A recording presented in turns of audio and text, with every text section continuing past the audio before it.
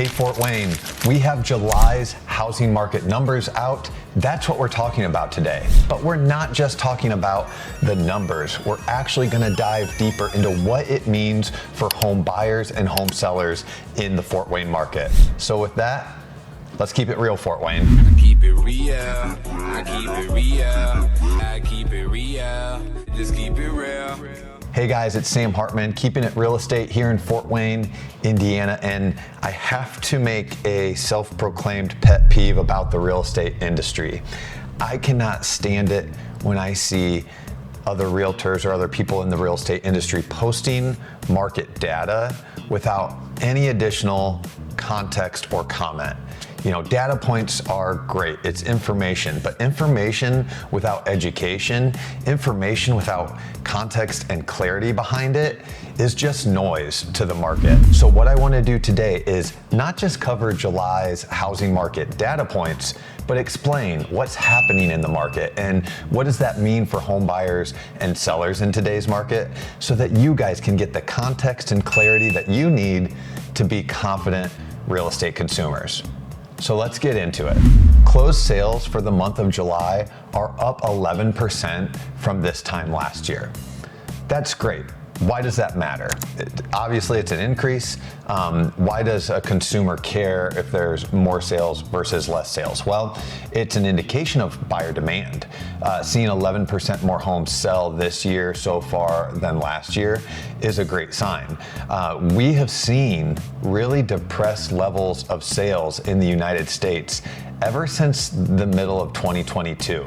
This is when interest rates started to climb quickly throughout the rest of 2022. So we saw really low volume of sales in 2023, 2024, 2025, and here we are in 2026.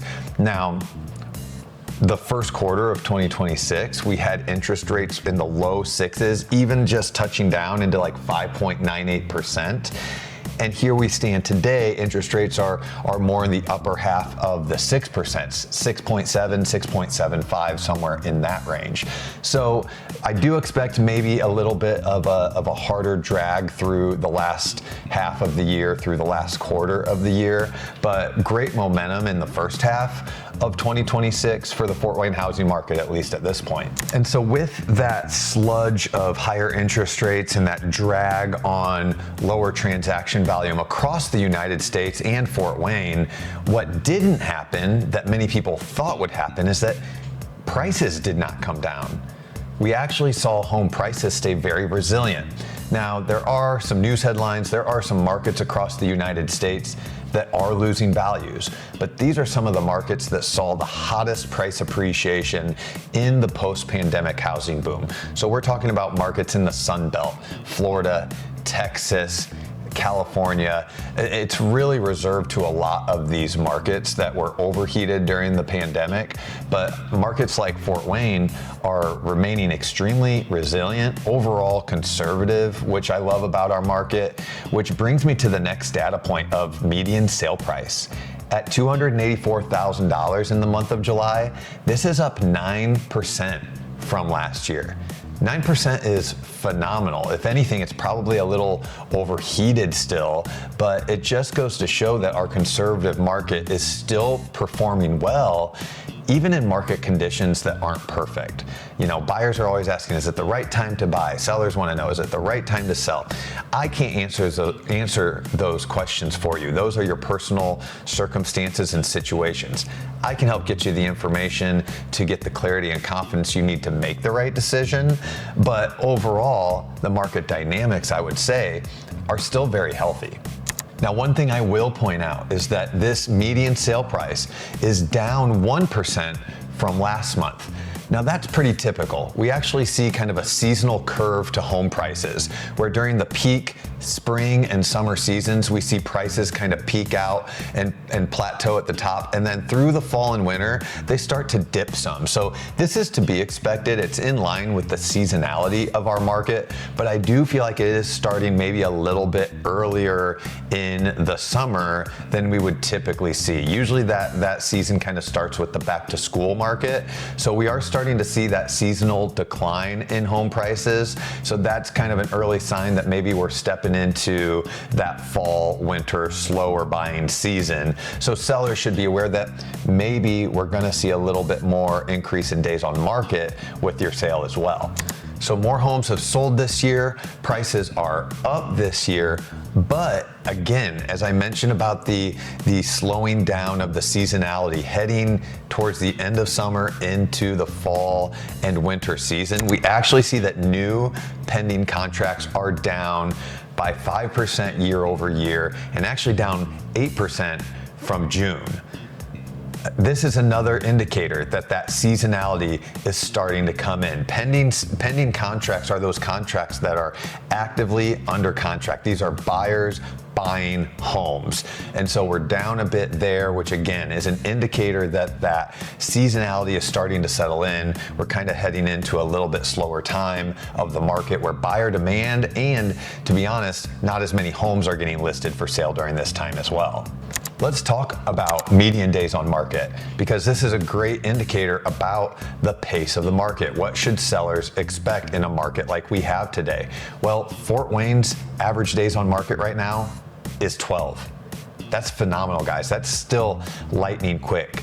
Now, I will give you warning that even in our own pocket of Fort Wayne, we will have unique divergence from this number. So one of the things I always do when I'm giving a market analysis or getting ready to list a home is to really hone in on what the expectations are for selling that home. What should we expect for days on market? How long is a reasonable time to have our price listed at the price we're at before we need to consider reducing the price to entice more buyers to come to the home and to consider the home?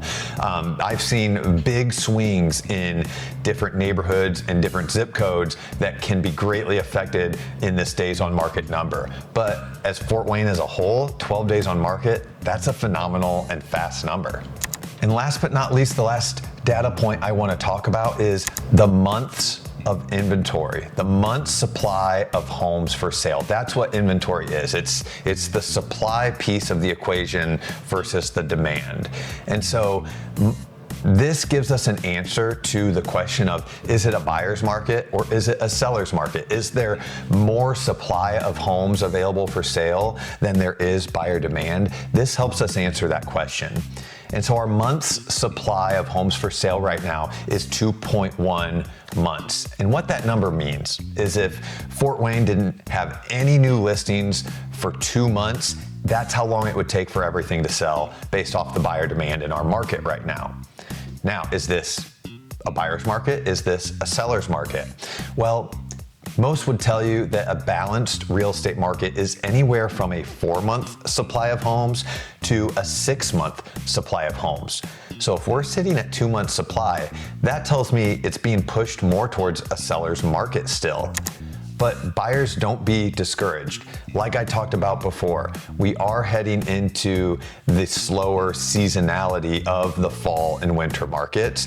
And that is actually where we see average sale prices start to slow down, days on market start to extend. So if you're a buyer searching in the fall and winter seasons, there could be opportunity to have more negotiating power, have a little bit more leverage versus the sellers and the listings that you might be looking at out there in the market. And sellers need to be aware that going into that slower season, there might not be as much buyer demand. We tend to not see as many homes getting listed in terms of your competition, but that buyer demand does start to slow down going into the fall and winter seasons. So those are the numbers for the month of July. Not just the numbers, but really the answers to the questions that buyers and sellers have out there in the market about what does this mean to me? What does this mean to me as a buyer in the month of August? What does this mean to me as a seller in the month of August? And how can we prepare and plan going forward? So if you're a home buyer or seller, or maybe making that decision in the next 6, 12, 18, 24 months, I want to be a resource for you. I hope you'll reach out so that we can strategize and put a plan together to accomplish your goals. Thanks for keeping it real estate with me today, guys.